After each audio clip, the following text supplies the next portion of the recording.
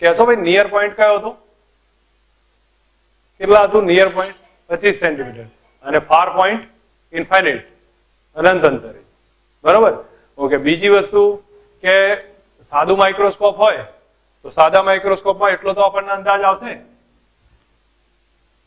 કે પ્રતિબિંબ હંમેશા કેવું મળે? આભાસી મળશે ને, બહિર્ગોળ લેન્સની. એની મોટામણીનું સૂત્ર કયું હતું? 1 + d/f 25 સેન્ટીમીટર માટે. અને અનંત અંતરે હોય તો હા, તો કયું આવશે? d/f આવતું હતું. બસ આ રિલેશન ધ્યાન પર હોવા જોઈએ કે કયા પોઈન્ટ પર હતું. હવે આપણે નેક્સ્ટ ટોપિક અહીંયા સમજવો છે કમ્પાઉન્ડ માઇક્રોસ્કોપ, સંયુક્ત માઇક્રોસ્કોપ જેને કહીએ છીએ.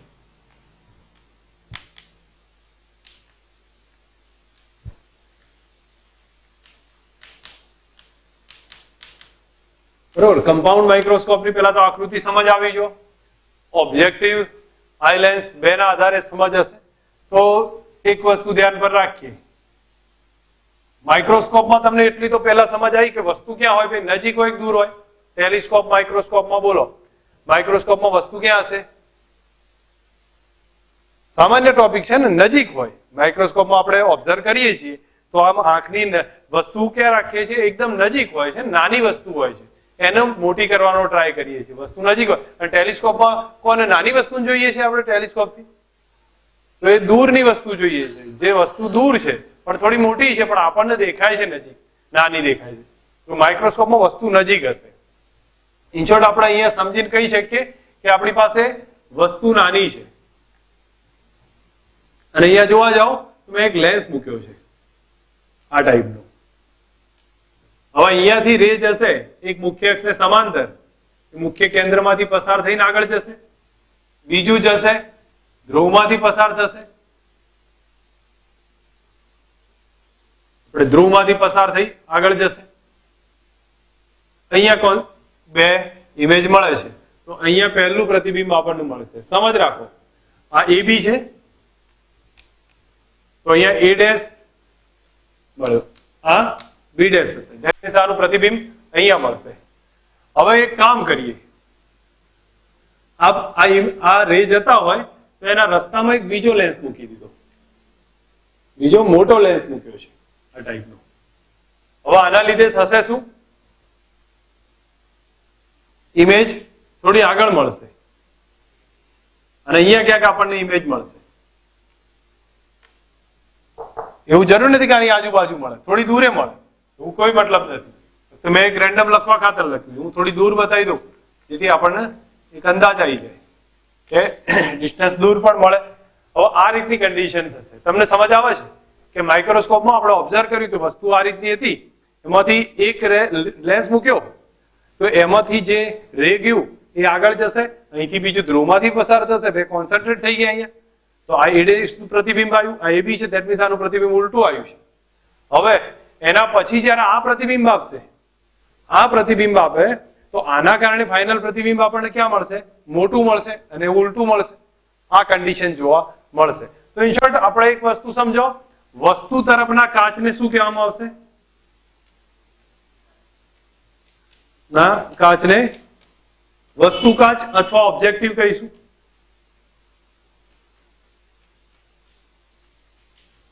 આંખ તરફના, બરોબર, તો એને આપણે નેત્રકાચ કહીશું અથવા તો પછી આઈ લેન્સ કહેવાય. આટલી ડિટેલ સમજ છે. તો આ ઓબ્જેક્ટિવ થયો, આ આઈ લેન્સ થયો. હવે તમે એક વસ્તુ અહીંયા સમજો, આ વસ્તુ અંતર u છે, વસ્તુ અંતર u, આ પ્રતિબિંબ અંતર v, v1 ધારી લો, એનાથી કોઈ ફરક નહીં પડે, પહેલું પ્રતિબિંબ છે એટલે. બીજા માટે એ શું થઈ જશે? જો પહેલા એ પ્રતિબિંબ અહીંયા આપ્યું v1 પાસે, બીજા માટે એ વસ્તુનું સ્થાન થઈ જાય અને બીજો ફાઇનલ પ્રતિબિંબ અહીંયા આપે છે, બીજો ફાઇનલ પ્રતિબિંબ અહીંયા મળશે. તો હવે આ વસ્તુને સમજો તો આના માટે વસ્તુનું સ્થાન આ થઈ ગયું. તો આ u આઈપીસ થયો, આ u ઓબ્જેક્ટિવ છે, આ v ઓબ્જેક્ટિવ થયો. સમજો આ u ઓબ્જેક્ટિવ, આ v ઓબ્જેક્ટિવ. આ અહીંથી જે અંતર આવ્યું એ u આઈપીસ થયું. અને આ જે ડિસ્ટન્સ આવે છે એ શું બતાવશે ભાઈ? વી આઈપીસ હશે. આ ડિસ્ટન્સ હશે વી આઈપીસ. ઓકે, આ બધી વસ્તુઓ ક્લિયર છે હવે તમારી સામે. તમને આના ઉપરથી બોલો કોઈ કન્ફ્યુઝન રહે છે કે આની સમજવામાં? મોટા ભાગે આટલું ડિટેલ આ કમ્પાઉન્ડ માઇક્રોસ્કોપ થયું કહેવાય. કમ્પાઉન્ડ માઇક્રોસ્કોપમાં એક વસ્તુ અહીંયા હતી તો એનું પહેલા પ્રતિબિંબ આપ્યું, થોડું મોટું કર્યું, પણ પછી બીજો એને શું કરી દે છે? એનથી મોટું કરી દે છે. પણ કેવું હશે પ્રતિબિંબ? ઉલટું હશે. તો હવે દરેકની એક ખાસિયત લખું છું. તો એ મને કોઈ ઓબ્જેક્ટિવ પ્રતિબિંબ આપશે. ઓબ્જેક્ટિવ નું પ્રતિબિંબ કેવું હશે ભાઈ?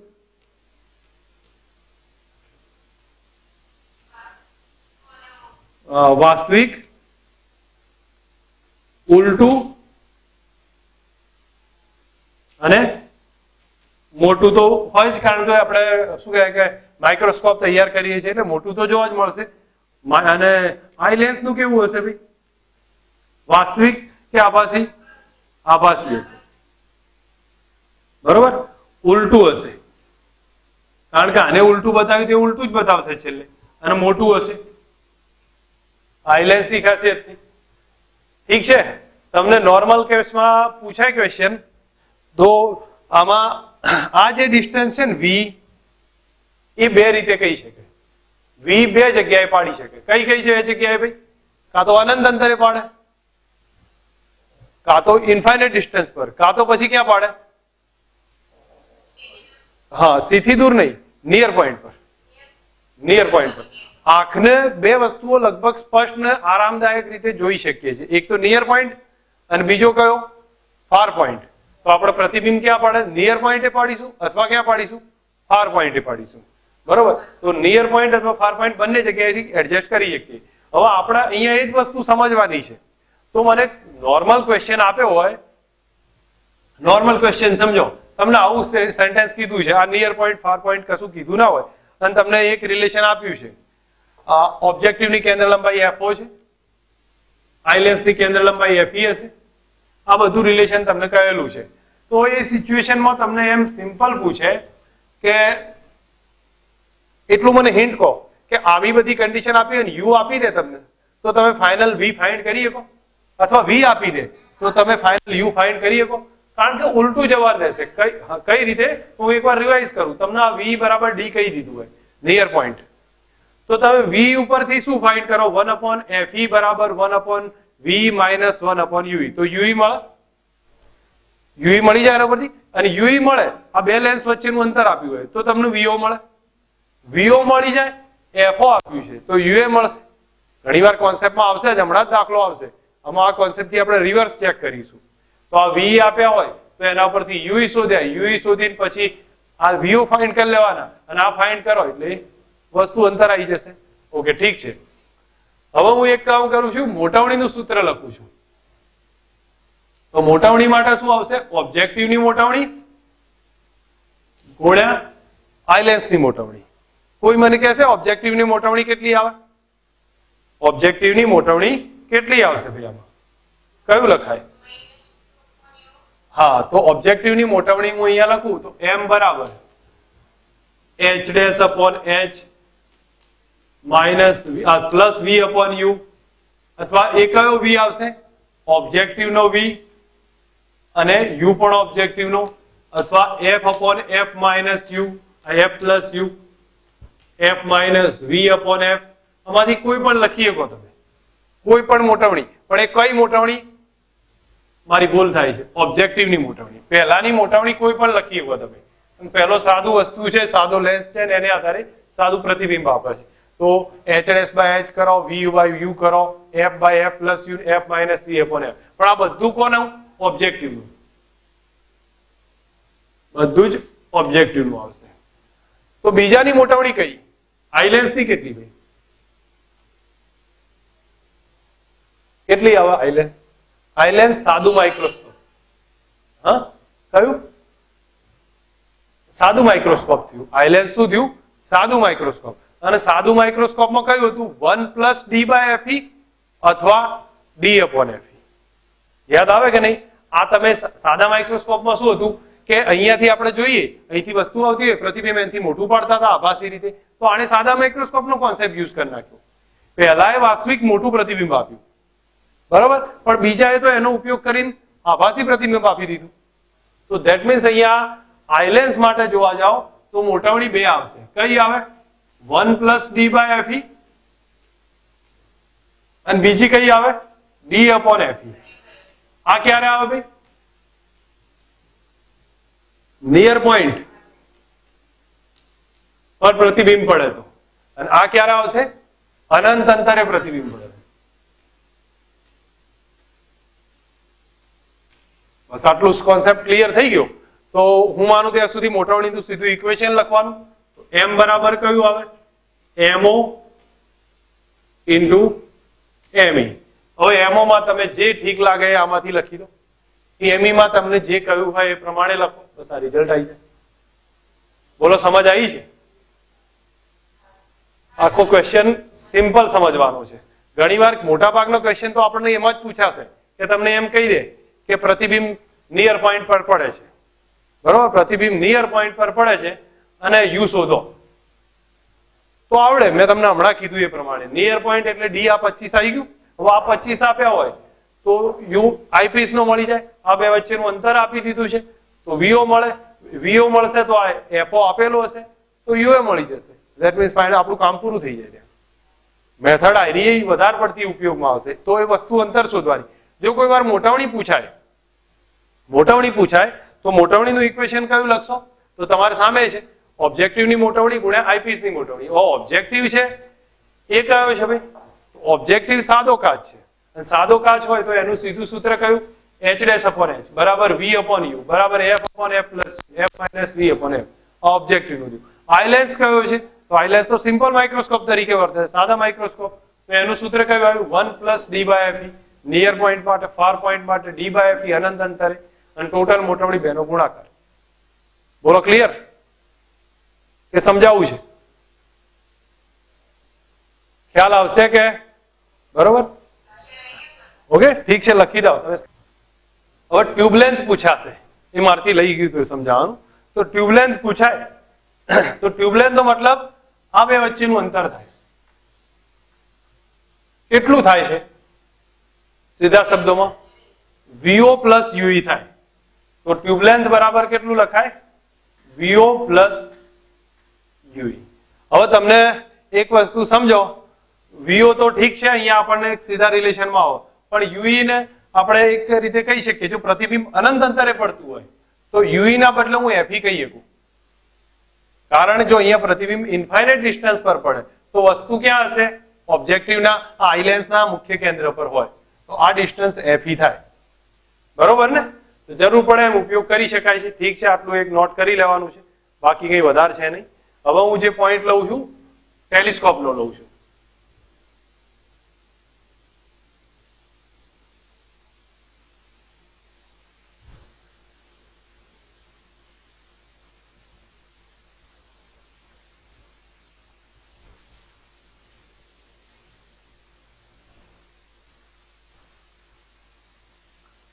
ટેલિસ્કોપ ની વાત કરીએ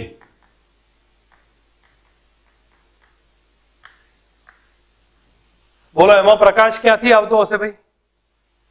દૂરથી આવે. વસ્તુ મોટી હશે, દૂરથી પ્રકાશ આવશે તો જેટલો બને એટલો વધારે પ્રકાશ દાખલ થવો જોઈએ. એના માટે એનો વ્યાસ કેવો રાખીએ છીએ? મોટો રાખીએ છીએ.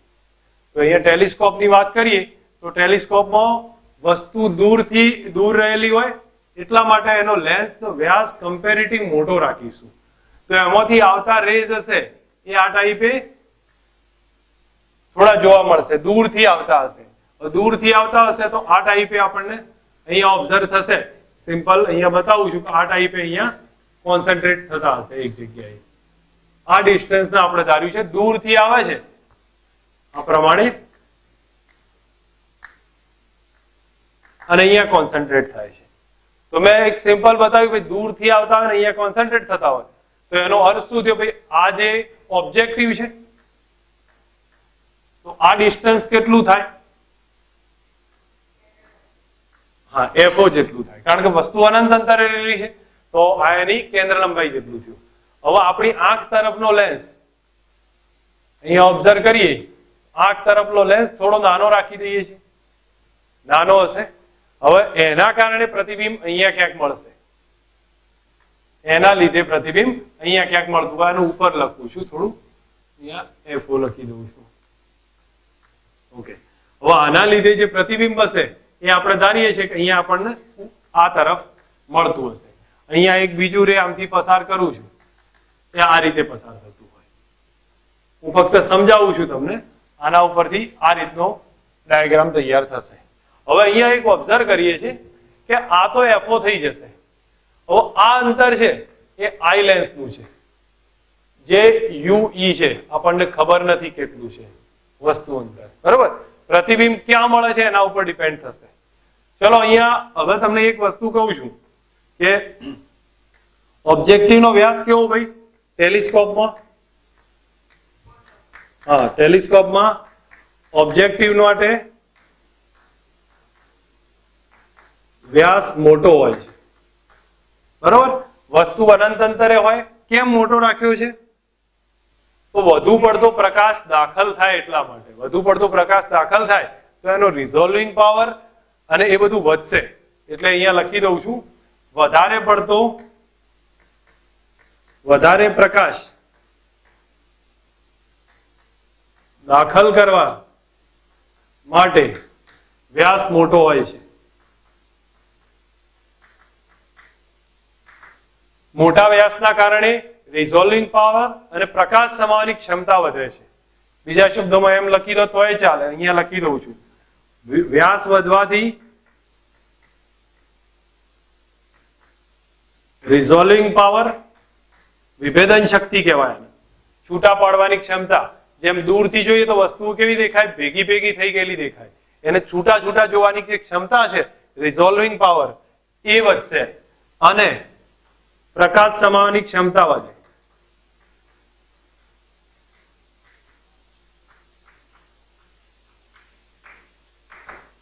ચલો આ સેન્ટેન્સ સમજ આવે તો પછી ચલો અહીંયા તમે સમજો, વસ્તુ અનંત અંતરે, પ્રતિબિંબ મુખ્ય કેન્દ્ર આગળ મળ્યું, મુખ્ય કેન્દ્રથી આઈ લેન્સ આવ્યો પાછું, અને આઈ લેન્સે શું કર્યું? પ્રતિબિંબ અહીંયા ક્યાંક આપી દીધું.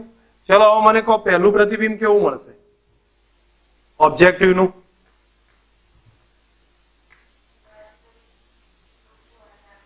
વાસ્તવિક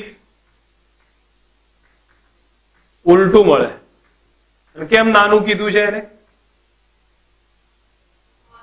હા, વસ્તુ કરતા નાનું હશે, બસ ઠીક છે. હવે આઈ લેન્સ માટે કેવું હશે? પ્રતિબિંબ આભાસી, કારણ કે ઉલટું આવ્યું ને, જેવું હતું એવું ને એવું જ આવ્યું. આભાસી, ઉલટું અને કમ્પેરેટિવ નાના મોટા જવા દો. જે આપણે આંધળી આંખે જોઈએ એના કરતા તો મોટું હશે. ચલો મને એમ કહી દો, આ કન્ડિશનમાં પહેલા એ વસ્તુ FO આગળ આપી. હવે આપણે ઓબ્ઝર્વ કરીએ, વસ્તુ ક્યાં પડેલી છે? અનંત અંતરે. ટેલિસ્કોપમાં આવે તો વસ્તુ ક્યાં હશે? અનંત અંતરે. અનંત અંતરે હોય તો પ્રતિબિંબ ક્યાં મળે? FO આગળ. FO આગળ પ્રતિબિંબ મળ્યું તો ટોટલ ટ્યુબ લેન્થ આપી હશે, એમાંથી FO બાદ કરી નાખો તો મળે આ UE મળશે. હવે UE મળે તો આપણને આ મળી જશે. તમને જે રિલેશન આપ્યું હોય એ પરથી ફાઇન્ડ કરે, અથવા પછી ટ્યુબ લેન્થ માંગી હોય. જો એક એક્ઝામ્પલ છે, હવે ટ્યુબ લેન્થ માંગી હોય તો ટ્યુબ લેન્થ બરાબર શું થાય? FO વત્તા UE. હવે આ કન્ડિશન તમને કીધી હોય તો મને કહેશો, હું તમને આ સિચ્યુએશન જ્યારે પણ આપી હોય તો પહેલા તો FO ફાઇન્ડ કરવી હોય તો આપણે, અથવા તો FO સમજી લો આપી દીધી છે, અહીંયા અનંત અંતરના કારણે FO મળી જશે આપણને. અને UE કઈ રીતે મળશે? તો પ્રતિબિંબ ક્યાં પડે છે? અનંત અંતરે પડે છે કે ફાર પોઈન્ટ પર પડે છે? સોરી, નિયર પોઈન્ટ પર પડે છે. એના આધારે પાછું નક્કી થશે. હું એક તમને સેન્ટેન્સ કહું છું, હું તમારી સામે બે રિલેશન મૂકું છું. મારે L આ ફાઇન્ડ કરવું છે. L બરાબર FO પ્લસ UE. પહેલા તો મેં તમને કહ્યું ભાઈ આ સિચ્યુએશનમાં તમને કેન્દ્ર લંબાઈ આપી છે તો FO આપેલી છે, ચલો એને છોડ દઈએ આ બાજુ. બીજું કયું છે? ફાઇનલ પ્રતિબિંબ V આઈપીસ. આઈપીસ નું જે ફાઇનલ પ્રતિબિંબ છે V આઈપીસ એ D અંતરે પડે છે, નિયર પોઈન્ટ પર. તો બોલો V મળે, આ UE મળે, અહીંથી આ D અંતર, બરોબર. આ FE જાણતા હોય તમે તો એના આધારે આ યુઈ મળી જશે. હવે યુઈ મળી જાય, જે બી મળતો હોય યુઈ આપણને હાથમાં આવી જશે, તો યુઈ ની કિંમત આમાં મૂકી દો તો ટ્યુબલેન્થ આવી જાય. આવો ઉથલ પાથલ કરશે એમને એમ કઈ, બાકી કોઈ વધારે ચેન્જીસ નહીં આવે. તમારે તો ફક્ત એક સમજવાનું છે, કઈ રીતે ગણવાનું છે. બસ એક કોન્સેપ્ટ ધ્યાન પર રાખી દેજો. આ ટ્યુબલેન્થ ની મેં વાત કરી. ઓકે, અહીંયા ટ્યુબલેન્થ નું રિલેશન પૂરું કરું છું. હું ટ્યુબલેન્થ અહીંયા જ લખી દઉં છું. L બરાબર FO plus UE, FO plus આ ટ્યુબલેન્થ. ઓકે, અહીંયા હવે મોટવણીની વાત કરું છું. તો મોટવણી જે જોવા મળશે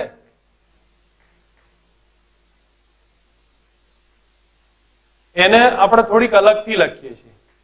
મોટવણીને અહીંયા કઈ રીતે અલગથી લખ્યું છે? એમને લખ્યું છે વસ્તુએ આંખ સાથે બનાવેલો ખૂણો, પ્રતિબિંબે આંખ સાથે બનાવેલો ખૂણો ભાગ્યા વસ્તુએ આંખ સાથે બનાવેલો ખૂણો. તમને યાદ હશે આ રિલેશન. પ્રતિબિંબ નો આંખ સાથેનો ખૂણો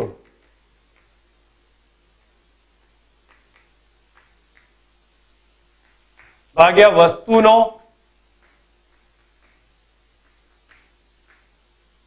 આંખ સાથે ખૂણો. હવે અહીંયા એક ઓબ્ઝર્વ કરો, જો આ વસ્તુ છે, અહીંયા ક્યાંક વસ્તુ રહેલી હોય, એનો આંખ સાથેનો ખૂણો આલ્ફા છે, તો આ એ ખૂણો કેટલો થાય ભાઈ? આલ્ફા થશે. આનો આંખ સાથેનો ખૂણો આલ્ફા, તો આ એ આંખ સાથેનો ખૂણો આલ્ફા. ધેટ મીન્સ આપણે આલ્ફા કહી શકીએ. પ્રતિબિંબનો આ વસ્તુનો ખૂણો આલ્ફા છે, તો વસ્તુનો આ ખૂણો આલ્ફા આવ્યો. હવે પ્રતિબિંબ અહીંયા પડે છે, એને મેં અહીંયા ધાર્યું, એના આંખ સાથેનો ખૂણો, ધેટ મીન્સ આ ખૂણો બીટા કહી શકું. તમે સમજો, અહીંથી આપણે રે સીધું જવા દીધું, અહીંથી ધ્રુવમાંથી પસાર થાય છે, તો આ આંખ સાથેનો ખૂણો બીટા છે, તો બીટા અપોન આલ્ફા કહેવાય. સમજી લો, અહીંયા આ એચ ડેશ છે, એચ ડેશ ધાર્યું છે, આ પ્રતિબિંબની ઊંચાઈ એચ ડેશ છે, તો આલ્ફા કેટલા થાય? કેટલા થાય આલ્ફા?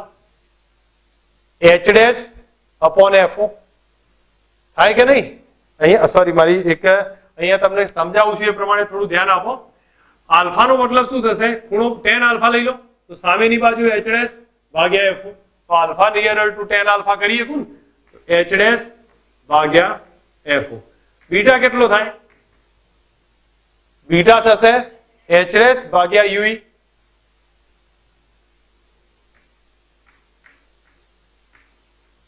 હવે તમે બીટા બાય આલ્ફા લઈ લો,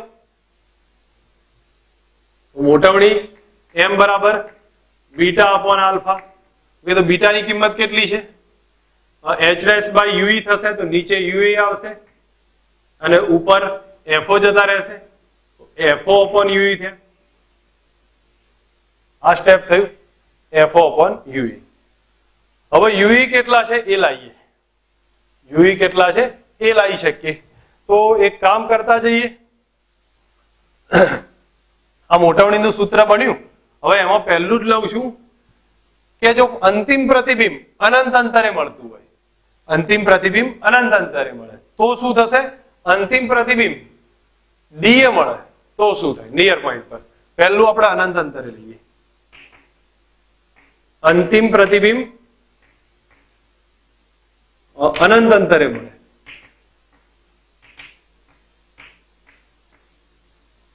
કોઈ મને કહેશે જો અંતિમ પ્રતિબિંબ અનંત અંતરે મળતું હોય તો આનું વસ્તુ ક્યાં દેખાતી હોય? એના મુખ્ય કેન્દ્ર આગળ. તો યુ બરાબર શું થઈ જાય? FE થાય. સમજ આવે કે નહીં? અંતિમ પ્રતિબિંબ ઇન્ફાઇનાઇટે મળે છે, તો આને વસ્તુ ક્યાં દેખાશે? મુખ્ય કેન્દ્ર આગળ. તો આ જે ડિસ્ટન્સ છે UE બરાબર FE થઈ જાય. તો એનો મતલબ થયો UE is equal two FE થયું. અને UE બરાબર FE થાય તો મોટવણી કેટલી થઈ? FO upon FE થાય. મોટવણી કેટલી થાય? FO upon FE. ટ્યુબલેન્થ કેટલી થાય? FO plus UE.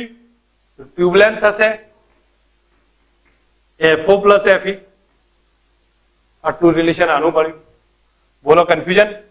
એકવાર રિવાઇઝ લઉં છું, હજી મારી પાસે જગ્યા નહીં એટલે આપણે નિયર પોઈન્ટ પછી લખીએ છીએ. પહેલા નિયર પોઈન્ટ ટોટલ રિવિઝનમાં લઉં છું.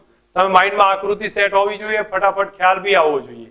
આકૃતિમાં શું બતાવ્યું છે? વસ્તુ અનંત અંતરે રહેલી છે, એમાંથી બે રે આવે છે. અહીંયા પ્રતિબિંબ આપશે મુખ્ય કેન્દ્ર આગળ. ધેટ મીન્સ આ ડિસ્ટન્સ FO અને આ વસ્તુ સાથે બનાવેલો ખૂણો આલ્ફા થયો છે. હવે અહીંયા આપણે ઓબ્ઝર્વ કરીએ છીએ તો અહીંયા નેત્રકાચ મૂકી દીધો અને એના કારણે પ્રતિબિંબ અહીંયા ફાઇનલ મળે છે. હવે એ આધારિત જોયું તો એનું પ્રતિબિંબ તો માઇક્રોસ્કોપ જેવું હશે, આભાસી હશે.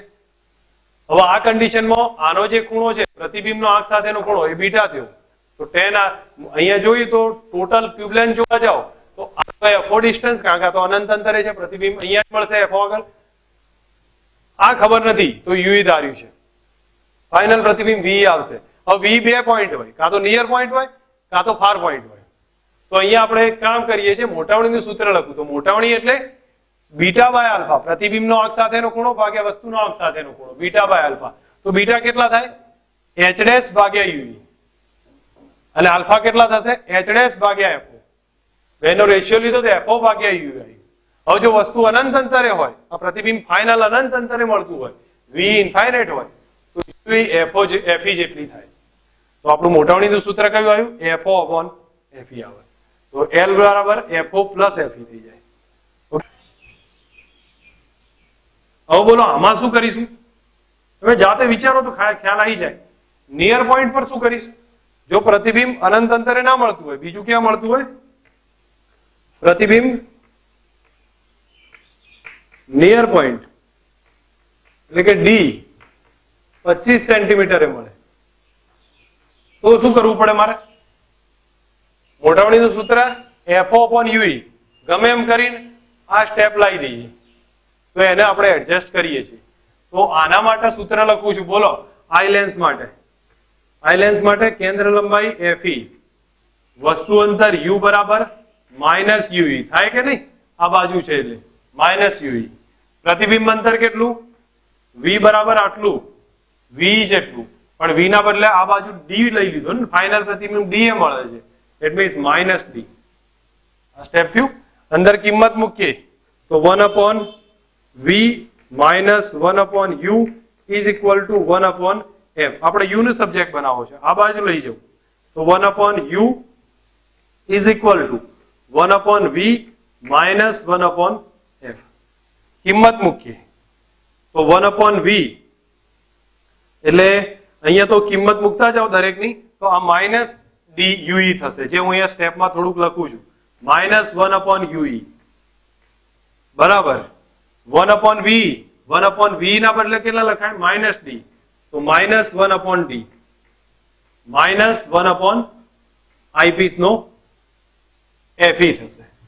હવે તમે આનું સાદું રૂપ આપો 1 upon યુઈ બરાબર તો કેટલા થાય? Fe minus D, Fe minus D અને નીચે ડી ઇન્ટુ એફઈ થશે. આટલું સ્ટેપ આવે. હવે આમાંથી કદાચ એમને થોડું સાદું રૂપ આપીને કે એડજસ્ટ કરીને સ્ટેપ બનાવ્યું છે તો એને રિલેશન લઉં તો 1 upon એફઈ બહાર કાઢ્યા છે, 1 upon એફઈ બહાર કાઢી નાખ્યા છે. તો આ સ્ટેપમાં અહીંયાથી સીધું ડી વડે ભાગી નાખીએ છીએ, અથવા ચલો હાલ એમના એમ રહેવા દો, એનાથી કોઈ ફરક નહીં પડે. 1 upon યુઈ રાખું છું. હવે આ યુઈ ની કિંમત ક્યાં મૂકીએ? કઈ અંદર મૂકી દેવાય. તો મોટાવણીનું સૂત્ર કયું આવ્યું? એમ બરાબર બીટા બાય આલ્ફા બરાબર એફઓ ભાગ્યા યુઈ છે. હવે યુઈ ની કિંમત આમાં મૂકી શકાય આટલી, બરોબર. તો એક નવું સૂત્ર આવી જશે. પણ હું માનું ત્યાં સુધી ઘણી વાર એને યાદ રાખતા હોય છે અને યાદ રાખો, સમજીને બનાવી દો, એ વખતે ગણી કાઢો તો જલ્દી આવી જશે. બધું ક્યાંય વધારે યાદ રાખવાનો કોઈ મતલબ બી નથી, પણ પેટર્ન સમજમાં આવી જોઈએ કે કઈ રીતે ગણાય છે. જો મેં તમને હિન્ટ આપી એ પ્રમાણે આની સમજ રાખો કે ટેલિસ્કોપની અંદર અંતિમ પ્રતિબિંબ જ્યાંથી પહેલું પ્રતિબિંબ અહીંયા મળશે તો આલ્ફા બરાબર h ડેશ અપોન એફઓ થાય અને બીટા બરાબર h ડેશ અપોન યુઈ થશે. બેનો રેશિયો લઈ લો તો બેનો રેશિયો લઉં તો બીટા અપોન આલ્ફા થશે. બીટા અપોન આલ્ફા મૂકી દો તો હવે તમે સીધા કન્ડિશનમાં આ સૂત્ર આવી જશે, એફઓ અપોન યુઈ આવે. હવે તમારે યુઈ ગમે તેમ કરીને લાવવાનું રહે, બસ. યુઈ તમે જો યુઈ કઈ રીતે લાવશો? તો અંતિમ પ્રતિબિંબ જો નિયર પોઈન્ટે મળતું હોય, બરોબર, તો આ મેથડ કરીને લાવી દેવાનું. અને જો અંતિમ પ્રતિબિંબ અનંત અંતરે મળતું હોય તો કોઈ માથાકૂટ નહીં, યુઈ ના બદલે એફઈ લખી દો, ખતમ થઈ જશે દાખલો. હવે તમારી સામે એક બીજા 2 પોઈન્ટ મૂકું છું, જે થોડું ધ્યાન રાખજો. તમને એક ટેલિસ્કોપમાં એક અંદાજ હશે કે મોટાવણી નોર્મલ કઈ આવી ભાઈ? એફઓ અપોન એફઈ હતી ને, અનંત અંતરે પ્રતિબિંબ આપતા હતા, એફઓ અપોન એફઈ બનતી હતી. તો તો આમાં તમે ઓબ્જેક્ટિવની કેન્દ્ર લંબાઈ જેમ જેમ વધારતા જાઓ અને આઈ તો એમ મોટાવણી વધતી જશે, એમ ઓબ્જેક્ટિવ જેટલો મોટો રાખીએ એમ મોટાવણી વધતી જાય, પણ અમુક લિમિટ હોય, સર્ટેન લિમિટ સુધી એ કરી શકીએ. વધારે પડતું કરવા જઈએ તો કાચ જાડો થઈ જશે, અને વધારે પડતો કાચ જાડો થાય તો બે પ્રકારની ખામી ઉદ્ભવે, એક વર્ણ વિપતન અને ગોળી વિપતન.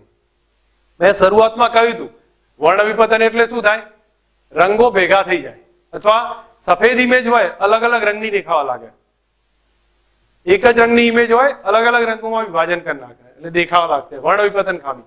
ગોળી વિપતન એટલે વસ્તુ સીધી હોય પણ આપણે ઇમેજમાં કેવી દેખાય, થોડી વળેલી દેખાય, તો એ બે ખામી દેખાશે, વર્ણ વિપતન અને ગોળી વિપતન. હવે એ ખામી દૂર કરવા માટે મિરરના લેન્સના બદલે અરીસો વાપરવાનું ચાલુ કર્યું ટેલિસ્કોપમાં, લેન્સના બદલે પેરાબોલિક અરીસો વાપર્યો છે. તો હું માનું ત્યાં સુધી તમે સેન્ટેન્સ લખી દો, સેન્ટેન્સ લખી દો, એમાં લખો ગોળીય વિપતન અને સોરી અહીંયા લખાવું છું એ પ્રમાણે મોટાવણી વધારવા માટે ઓબ્જેક્ટિવની કેન્દ્ર લંબાઈ મોટી રાખવી પડે છે.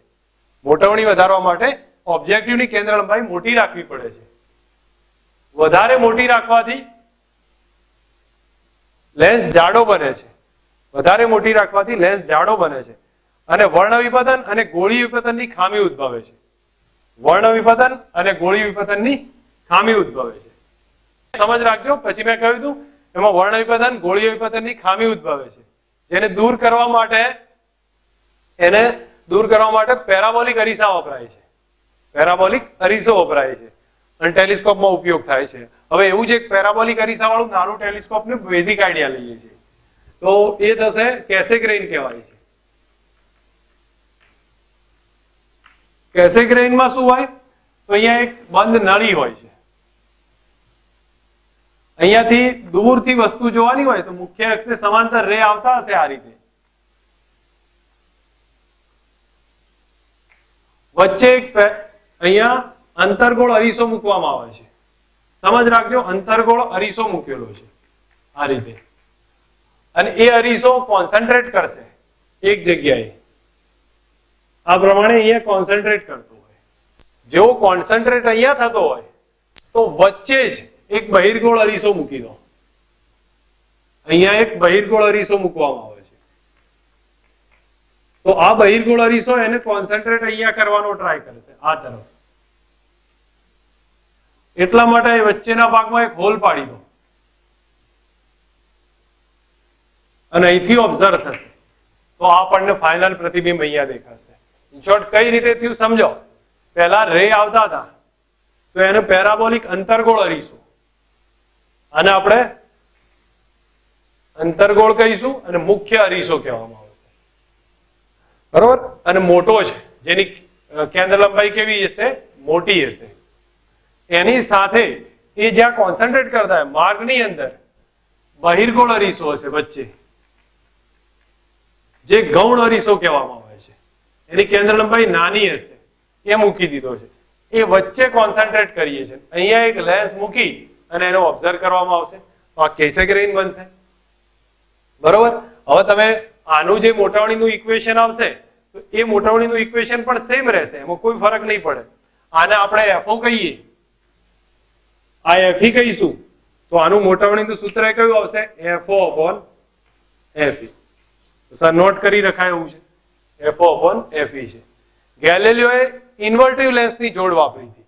ઇન્વર્ટિવ એટલે એક અંતરગોળ એક બહિર્ગોળ.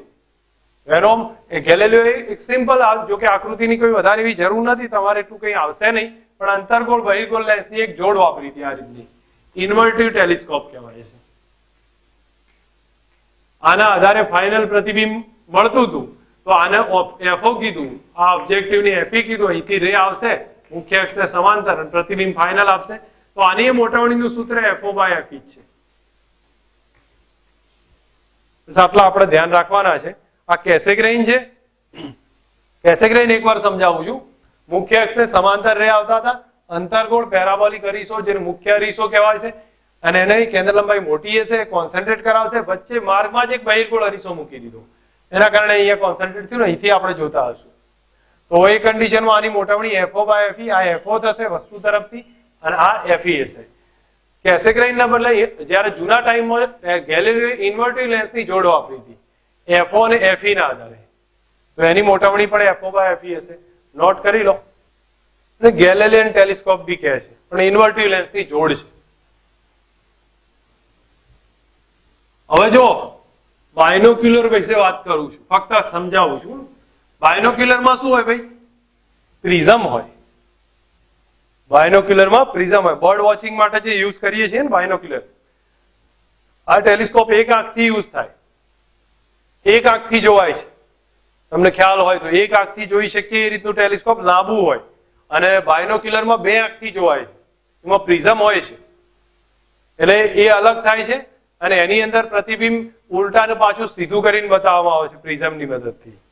તો એ અલગ થશે. બાયનોક્યુલરને આપણે ટેલિસ્કોપ ના કહી શકીએ, એ ડિફરન્ટ છે. ઓકે, હવે આપણે થોડા દાખલા ગણીએ આના, પછી ટેક્સ્ટબુકના દાખલા જોઈશું. તો આના એક્ઝામ્પલમાં હું અહીંયા તમારી સામે રકમ લખું છું, મને એક બે દાખલામાં હેલ્પ કરજો. જો 5 સેન્ટીમીટર કેન્દ્ર લંબાઈનો બહિર્ગોળ લેન્સ, 5 સેન્ટીમીટર કેન્દ્ર લંબાઈનો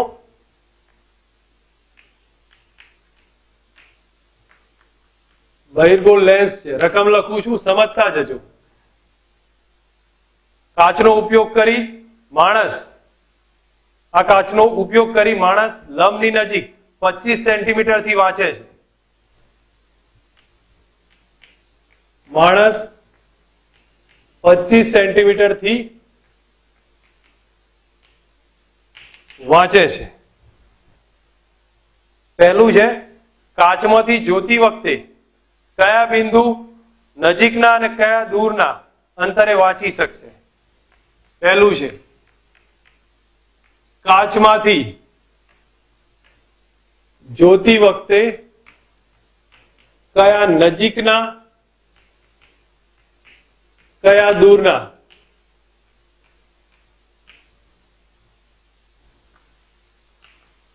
અંતરે વાંચી શકે? એક પહેલો પોઈન્ટ છે. સેકન્ડમાં કયું છે? મહત્તમ અને ન્યૂનતમ મોટામણી કેટલી? મહત્તમ ને ન્યૂનતમ મોટામણી વિચારી લેશો શું આવશે? તમે કહો મને તો ખબર પડશે.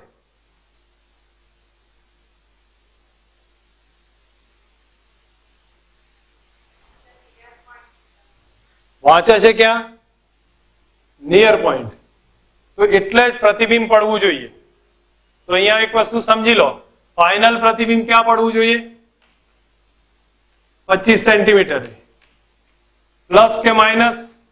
માઇનસ આવે, કારણ કે સાદું માઇક્રોસ્કોપ છે. તમને ખ્યાલ હશે, આ રીતની કન્ડિશન હશે. તો આ આપણા માટે V છે અને આ થશે U. એ ફાઇન્ડ કરવું છે. બંને એક બાજુ છે, તો V બરાબર -25 લખ્યા. હવે બે કન્ડિશન બતાવી છે, દૂરના ને નજીકના અંતરે વાંચી શકશે. તો જો દૂર હોય તો આપણે અત્યારે હાલ વધારે માથાકૂટ નહીં કરતા, નજીક માટે ટ્રાય કરો. જો નજીક માટે આપણું સીધું રિલેશન યુઝ કરતો તો કેન્દ્ર લંબાઈ આટલી આપી છે ને, 5 સેન્ટીમીટર કહી છે ને. ઓકે, તો F બરાબર 5 સેન્ટીમીટર છે પ્લસ 5 સેન્ટીમીટર. તો પહેલા એક વસ્તુ મને એમ કહેશો, જ્યારે નજીકના અંતરે વાંચે ત્યારે, તો નજીકના અંતરે વાંચે તો V કેટલા થઈ ગયા? અહીંયા લખું છું, નજીકના અંતરે વાંચે તો V બરાબર D થશે.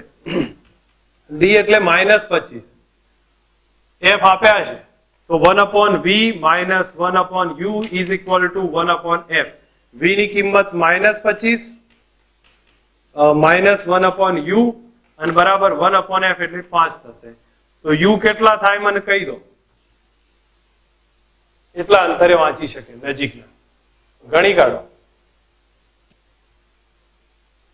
ઓકે, ઠીક છે. બીજી કન્ડિશન બોલો તો, દૂર કેટલે સુધી વાંચી શકે? દૂરના અંતરે તો મેક્સિમમ દૂરનું ક્યાં થાય? V ક્યાં થઈ જાય? અનંત અંતર. બરોબર. પહેલા એને જોયું તો નજીકમાં ક્યાં સુધી વાંચતો તો V ભાઈ? નિયર પોઈન્ટ પર. અને વધુ ક્યાં જાય? તો અનંત અંતરે. અનંત અંતરે જાય તો વસ્તુ ક્યાં મૂકવી પડે? મુખ્ય કેન્દ્ર આગળ. પ્રતિબિંબ અનંત અંતરે જાય તો વસ્તુ જે યુ છે એ કઈ થઈ જાય? મુખ્ય કેન્દ્ર આગળ. તો એફ બરાબર કેટલા થઈ જાય? 5 સેન્ટીમીટર. તો 5 સેન્ટીમીટર. આ તો સીધો જવાબ આવ્યો. મેક્સિમમ મિનિમમ મોટાવણી. તો આની મોટાવણીનું સૂત્ર બોલી જાઓ. કયું આવે આમાં? જ્યારે નિયર પોઈન્ટ પર તો 1 + d/f. બસ તો કિંમત મૂકો. 1 + d કેટલા? 25, f 5. તો મોટાવણી કેટલી થઈ? 6 થઈ. આની મોટાવણી d/f 25/5, 5 થઈ ગઈ. જવાબ થાય. સમજ આવે છે દાખલામાં? એકવાર કોન્સેપ્ટ ક્લિયર થઈ જશે, દાખલામાં થોડો અંદાજ આવી જાય, પછી આમાં કઈ વધારે રહેતું નથી. તો 5 સેન્ટીમીટરનો ડી એટલે આ નિયર પોઈન્ટ વાંચી શકે છે, વધુ ઓછામાં ઓછું. વધુ અનંતે તો વાંચી શકશે. ધેટ મીન્સ આપણે વી કેટલો થયો? કાં તો 25 લેવાનો, કાં તો અનંત લો. વી 25 લો તો આપણી ગણતરી કરો અને તમને એના આધારે યુ મળશે 4.16. પણ ધારો કે અનંત લઈ લીધો વી, તો પ્રતિબિંબ મુખ્ય કેન્દ્ર આગળ મળી જાય, 5 મળશે. સોરી, વસ્તુ 5 દેખાતી હશે. તો પછી મોટાવણીનું આનું સૂત્ર 1 + d/f અને આનું d/f. બસ આમાં ખતમ થઈ જશે દાખલો. બીજો એવો લખાવું છું, થોડો વિચાર લો તો ખબર પડી જશે. જો એવો બીજો દાખલો છે જેને સમજો. એક સંયુક્ત માઇક્રોસ્કોપ, 2 સેન્ટીમીટર કેન્દ્ર લંબાઈ નો ઓબ્જેક્ટિવ અને 6.25 કેન્દ્ર લંબાઈનો આઈપીસ. FO બરાબર 2, FE બરાબર 6.25. માઇક્રોસ્કોપ છે, સંયુક્ત માઇક્રોસ્કોપ. બે વચ્ચેનું અંતર, બે લેન્સ વચ્ચેનું અંતર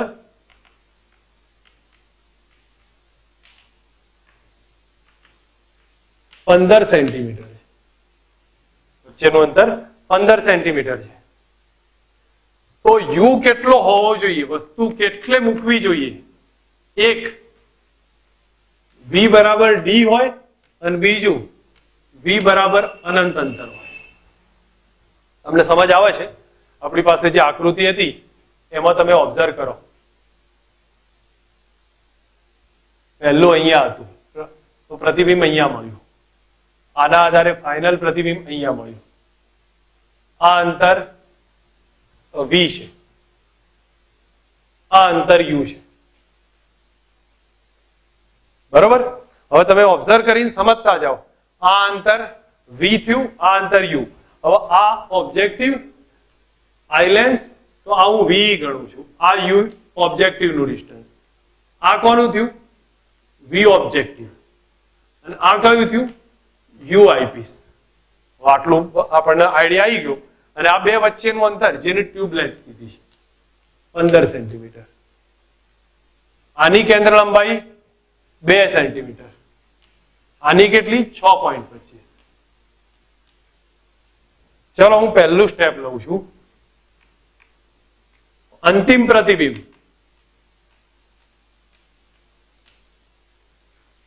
v બરાબર d બરાબર -25 પર મળે. શું કરીશું? મેથડ બોલો. આ -25 તો મને આ મળે. આ મળશે તો 15 માંથી બાદ કરીશ તો આ મળશે. અને આ મળી જાય તો આની કેન્દ્ર લંબાઈ 2 છે તો યુઓ મળશે. ગણતરી આવડવી જોઈએ. ચલો પહેલા હું આઈલેન્સ માટેની વાત કરું છું. u બરાબર v બરાબર કેટલા? -25 છે. v બરાબર -25. કેન્દ્ર લંબાઈ કેટલી આઈલેન્સ ની? 6.25. તમારે શોધવું છે u આઈલેન્સ કેટલો છે. સૂત્ર મૂકો. 1/v - 1/u is equal to 1/f. હું ગણતરી નહીં કરતો, મને u e કહી દો કેટલો થાય છે. શાંતિથી કેલ્ક્યુલેશન લો. 5 આવ્યો. ચલો 5 આવ્યો. હવે તમે આ 5 આવી ગયા, આ 15 છે તો આ કેટલું થાય? 10 થાય. તો અહીંયા હું લખું છું કે L બરાબર 15 બરાબર VO પ્લસ UE. તો વીઓ બરાબર 10 મળે, આ 15 ના 5, વીઓ બરાબર 10 મળી ગયા. તો યુએ શોધવા છે. હવે અહીંયા હું લખું તો એફઓ કેટલા છે ભાઈ? 2 છે. તો વી કેટલા, આ યુ કેટલા છે? સૂત્ર લખી દઉં same, 1/v minus 1/u is equal to 1/f. તો યુ કેટલા ચેક કરો, જવાબ મળશે.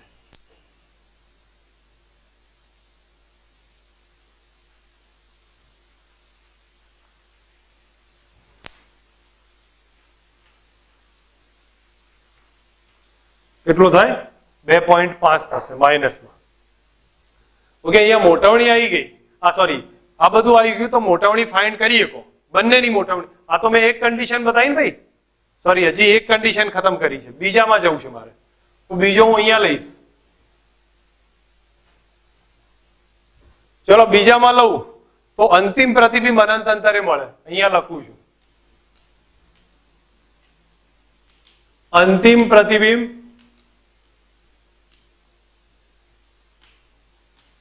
અનંત અંતરે મળે. તો એનો મતલબ v બરાબર ઇન્ફાઇનાઇટ થયા. v બરાબર ઇન્ફાઇનાઇટ. બોલો ફાઇનલ v ઇન્ફાઇનાઇટ થયા તો આ u કેટલા થતા હોવા જોઈએ? v ઇન્ફાઇનાઇટ થાય fe થાય.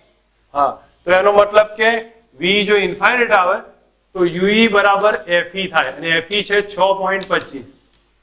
fe 6.25 છે તો vo કેટલા થાય? તો vo બરાબર 15 ઓછા 6.25. તો vo બરાબર કેટલા થઈ ગયા? 8.75 થશે. બરાબર. હવે vo 8.75, fo કેટલા? 2. આ તો uo મળી જશે. તો uo નું સૂત્ર 1/v minus 1/u is equal to 1/f. તો uo મળે જે હશે.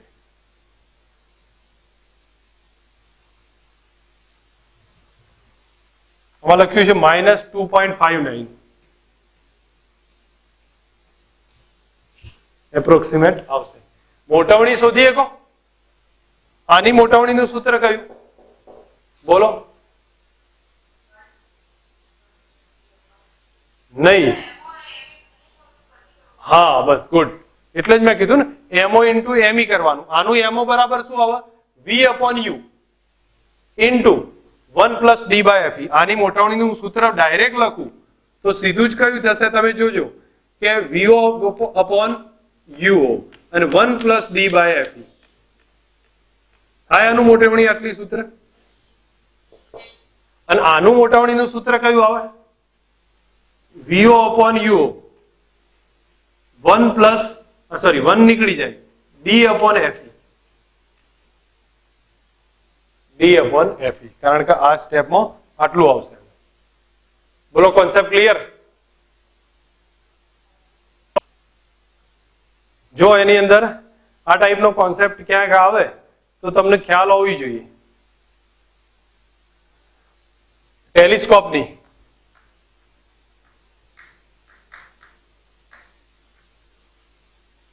ટ્યુબ લેન્થ અથવા L 105 છે. 105 છે સેન્ટીમીટર. મોટાવણી m બરાબર 1 મિનિટ હા સોરી 20 જ જોવા મળે. 20 છે મોટાવણી, 20 છે. તો FO FE કેટલા શું થાય ભાઈ? ટેલિસ્કોપની મોટાવણી જો મેં તમને કહ્યું હતું પ્રતિબિંબ અનંત અંતરે મળે તો મોટાવણીનું સૂત્ર થાય FO/FE. અને આ થઈ જશે 20. તો FO બરાબર કેટલા થયા? 20 FE. અને ટ્યુબ લેન્થ કેટલી થાય એ બી મેં કહ્યું હતું FO+FE. FO+FE બરાબર 105. તો FO ના બદલે લખી દઉં 20 FE વત્તા FE બરાબર 105. એટલે 21 FE બરાબર 105. કેટલા થાય FE બરાબર? 5 થાય. हाँ तो FE पास થઈ ગયા तो FO प्लस FE अथवा FO बाय FE बराबर 20 છે तो FO बराबर 20 गुण्या 5 એટલે 100 થાય। દાખલો બતાવું છું કે જો એમાં કહ્યું છે ચંદ્રનો વ્યાસ 3.5 ગુણ્યા 10 ની 3 કિલોમીટર છે એ લખું છું ચંદ્રનો વ્યાસ 3.5 ગુણ્યા 10 ની 3 કિલોમીટર છે।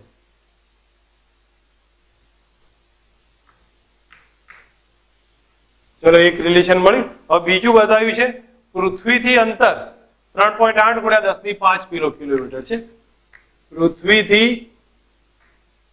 અંતર 3.8 ગુણ્યા 10 ની 5 કિલોમીટર આટલું આપ્યું છે।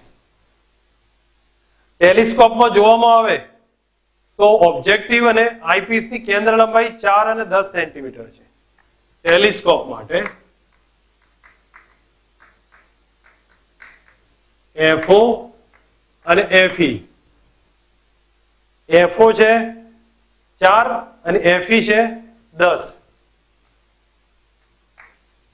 એક મિનિટ હો કોઈ મારી ભૂલ ના થતી હોય રાઈટ છે ચલો વાંધો નહીં 4 મીટર છે યસ એટલે 400 સેન્ટીમીટર થઈ જશે અને આ 10 છે ઓકે। હવે આ કન્ડિશન આપી છે પ્રતિબિંબનો કોણીય વ્યાસ કેટલો